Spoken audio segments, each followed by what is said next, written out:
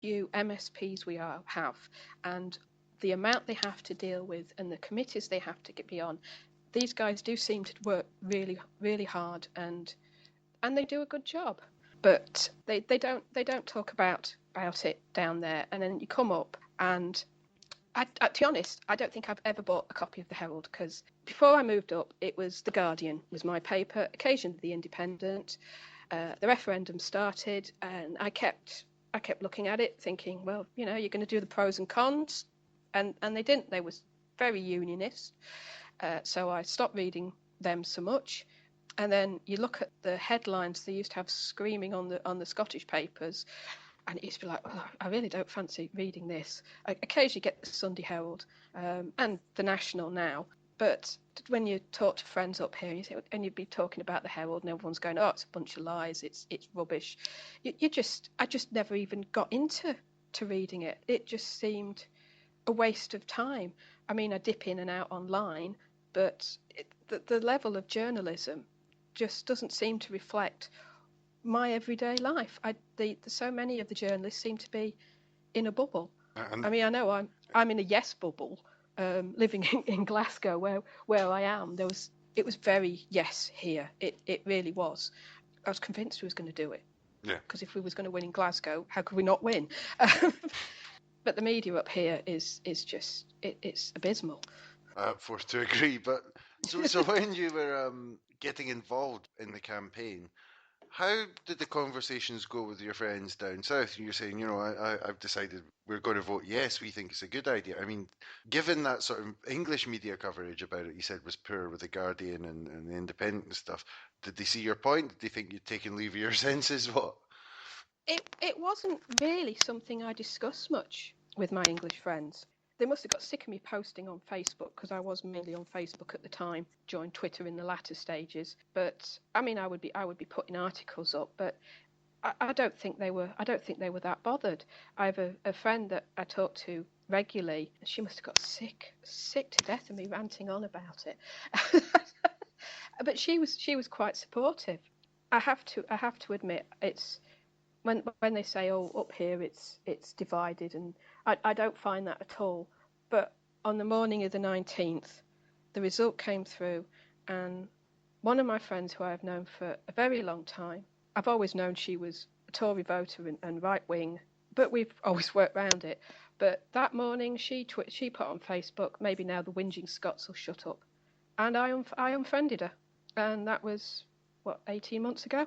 I just couldn't cope with it. I was so upset and so hurt that she could think that what we were trying for up here, trying for democratic change and doing it peacefully, doing it through the ballot box, and all she could see was the whole whinging Scots narrative. And I thought, I know she's got that from the papers, because that's probably what they were doing down there. But I have to admit that did hurt my feelings. I couldn't cope with it at the time. I mean, I got stuff from Dad. My dad's Scots, my mum's English. My dad's ex-forces. I thought he would be the one I would be having to try and talk round. No, he was up for it. I think I've kind of always been brought up with the Scotland's a country, and if you think Scotland's a country, well then it seems automatic that it's going to have the right to self-rule. So he would be saying stuff like, well, it's not looking so positive down here. And I'm going, oh, no, it's great up here. We're doing this, we're doing that. Because we've got all that wonderful summer and all that positivity. And I thought, I have to know more about it. I'm up here, but obviously I was wrong. But we'll get it next time. So we'll come round to next time soon. But I mean, what do you think went wrong with the campaign? Or was it that simply the first time with such a percentage to make up, and basically the full apparatus of the British Empire, if you like, and friends arraigned against the various activists, and why do you think we didn't get over the line first time round? I think there was huge leaps in swapping over. Yes, we had the full British state against us. We had, I mean, it's all come out since. All these companies that said, we'll leave if you vote no, were shutting down anyway. They've admitted they would worked out something with the pound. We're seeing it. We're seeing it again. We saw it again with the same fear campaigns being run when Corbyn was going for Labour leadership. We saw it during the last general election. We're seeing it again with the EU referendum. I think maybe the English are slowly waking up to how bad our media are and how they're just controlled by a few billionaires who want their way to go ahead. I think there were weaknesses. I mean, I had people saying to me, I'm not voting for that Alex Salmond. And as much as you can say to them, you're not voting for Alex Salmond, you're voting for a system where you can then vote for another political party if you choose. Yeah, that was often a problem because the media will choose to sort of demonize the head of a campaign and then discredit the entire campaign by discrediting the head of the campaign. And I think maybe that's also something Sturgeon has to watch out for. Although, like, the way she's portrayed at the moment is kind of untouchable. But if Sturgeon is built up too much, if she becomes discredited in some way, that discredits the whole campaign again. Yes, I mean we've seen the media try and do this with the 56 MPs that were sent down to Westminster. Oh, the SNP are running to a higher level. I don't think they are. I think the reason people like our SNP MPs is because they are normal human beings, and Nicola is another normal human being. I mean, the thing at the weekend when Kezia said less of selfies and more of government or some rot like that, you just look and think, well, I think that's mainly jealousy because the events I've been to where Nicola's been at, the poor woman is inundated with requests for selfies. I can't ever imagine someone running up to Kezia and going, please, I must have my picture with you. And you also know that the second that Sturgeon refuses to do one, it'll be like, who does she think she is? This arrogant woman refusing to take photos of the public.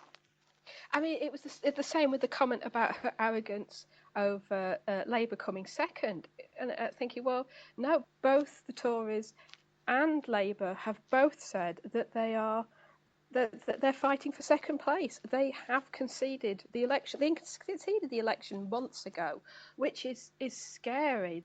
You should always be trying for first, even if you don't think you stand a chance. But they've admitted in public that they're trying to be the opposition.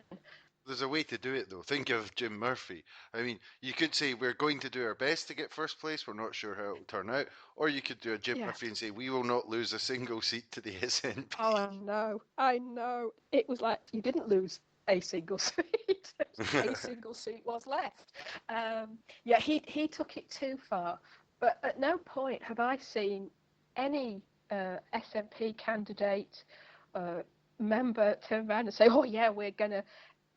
Everyone's doing fingers crossed, everything's going with, but we're going to keep working for this. And that's why they've been out campaigning for weeks, because they don't take any votes for granted. Labour has shown the SNP how not to do it. Labour took their voters for granted for so long. They thought they were untouchable. They thought they could do whatever they liked, and yet everyone would still roll out there and put the tick in the Labour box. And that's such an example for the SNP. They would be idiots if they went down the same line. They're not going to take it for granted because Labour's hubris is what's brought them down. It's to see them lose in Scotland so many seats. It was a political earthquake because they always counted that they'd got them in the bag. And they took them for granted. They took the voters for granted, and you can't do that in politics. You can't just assume that people will do it. I don't think they're helping themselves get back into the position they had again by telling us that we're all stupid and brainwashed and idiots. No, they did the whole, after the referendum, come back to Labour, we will forgive you. And it's like, get stuffed. There's nothing like being told, you've made a mistake, but we'll take you back if you renounce your sins, so to speak. Yeah, and we can finally have a public that is worthy of the Labour Party. Yes. It's I can't remember who said it. The public have spoken, the bastards, and that's what we did. and we don't want it anymore. And I mean, I will be out knocking doors for my candidate, but to be honest, it's next year. That is the one I am looking forward to. I cannot wait for the council elections. I really am going to be doing my hardest to get Labour out of Glasgow City Council. I think we probably need to bulldoze the City Hall and actually use crowbars to get the fingers out of the woodwork, because they're that entrenched in there. But they have to go. They've just taken it for granted, and they've stuck the cronies in all their arm's length companies, and they've never considered the people of Glasgow. It just seems to be jobs for the boys. Yeah, I think it'd be wonderful to get a change there. But many years ago on this podcast, we had a conversation saying that, like House of Cards, and was that Danish one, Borgen, and you couldn't make that with Glasgow City Council, because everyone would just say that's just too unbelievable, that's just too over the top, no way. Seeing how they themselves seem to be going through this very slow self-destruction is quite funny. I am enjoying watching them slowly pull themselves apart. I mean, we're getting some councillors. I mean, you see some people standing for by-elections as independents, and then you look into them and it turns out that they've been Labour candidates time and time again. It's getting to the case that Labour is as toxic as the Tories were. And the fact that it seems to be that the strong unionists are leaving Labour for the Tory party, that to me is baffling. How anyone that could have been voting Labour for years suddenly thinks, oh yeah, I'll vote for the Tories because the UK is so wonderful. Well, given that we're both agreed that the UK isn't so wonderful after all, No. how do we get, and this is the £1 million question, or million. Are we allowed to say the £1 million question if we're not allowed to use the? But anyway, given that this is the big question, how do we get from here to where we want to be? Are you one of the people that favours we need to take the next opportunity for a referendum and jump at it as quickly as possible, or are you of the opinion that we need to wait a while and keep working on public opinion slowly and steadily wins the race, sort of thing? Oh, I'm a bit of both. Part of me would love for us just to say, sod it, let's go. But that's not going to happen. We have to time it right. I have to admit, with the last referendum, I would have happy if we had won it with one extra vote. If we'd have made 50% plus one, I would have taken that and I would have been happy. But seeing what it's done, I personally think that next time we need to win, and we need to win well, because we've seen how the British state has worked against us, and they will use any excuse to invalidate any vote that we come across. I mean, 79 and how Labour fixed that one. We need to win, and we need to win well. And as much as I would quite happily put my tick in a box tomorrow, I want us to time it right. I'm just very grateful I don't have to make that decision. I don't want it to be in 10 years' time. I think another 10 years of Tory rule, I don't even know what kind of state the country would be in another 10 years of Tory rule. Burning witches and dung for dinner, I think. I read dystopian fiction, and it still frightens me what they can come up with. Workhouses, I don't know. You start off like a few years ago going, oh, Tories are in. Oh, they'll soon be, they'll be doing this, they'll be doing that, and everyone's going, oh, you're over it. They're not that bad, and yet they are. And whatever you think they're going to do, they seem to just become that little bit worse. So we've talked about some of these things as we've gone through it, but when you came up and you started to look at the different aspects of the debate, it's the question I ask everyone the first time they come on the show, which is, what was it that made you to decide that, all right, independence is actually the way to go? I didn't actually have to think about it. I was instinctively yes. I didn't have a journey to yes. I mean, you'd see people going, I have a journey to yes, I discovered it through this.